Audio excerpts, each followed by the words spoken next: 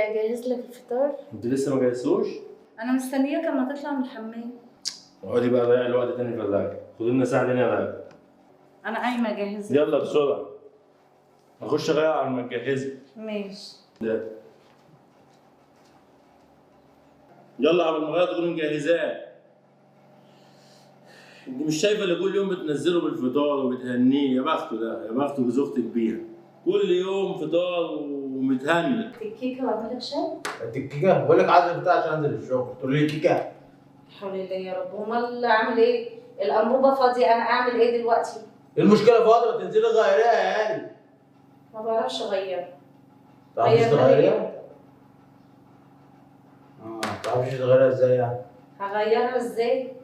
ما تيجي تغيرها لي انت. اغيرها تستقبلي؟ بس انا فاضي ولا عندي وقت؟ المفروض افطر دلوقتي عشان انزل الشغل. تقول لي روح غير الانبوبه؟ هو انت ما بتشبعش بدل اكل؟ ما بشبعش. بس انت تخنت. بس على نفسك كده. انت مالك تخنت ولا ما تخنتش؟ عايز افطر عشان اتنيل اروح الشغل. هيقعد بقى يزعق معايا ويقعد هي وتتخانق بقى. روحي بقى شوفي لها تغيريها ولا تعملي ايه؟ يلا يا ست هاني. بتزعل ايه يا حبيبي؟ مالك؟ في ايه؟ الانبوبه فضيت وانا مش عارفه اعمل ايه، وتعالى قوم ركبها لي.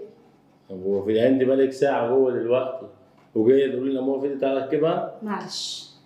معلش ايه وزفت اسمع ايه؟ بس، انا هقول لك الانبوبه انا عايزه اركبها، ورحت ناديت للراجل. عقبال ما جبت الراجل راح شال لي الانبوبه وراح جابها لي، فبعد اذنك تعالى ركبها لي. ساعه جوه تقولي لي اركب الانبوبه دي وزفت ايه؟ اسمعني بس. هو انت مقدره رغي من ساعه ما صحيت وكفايه ساعه متاخر.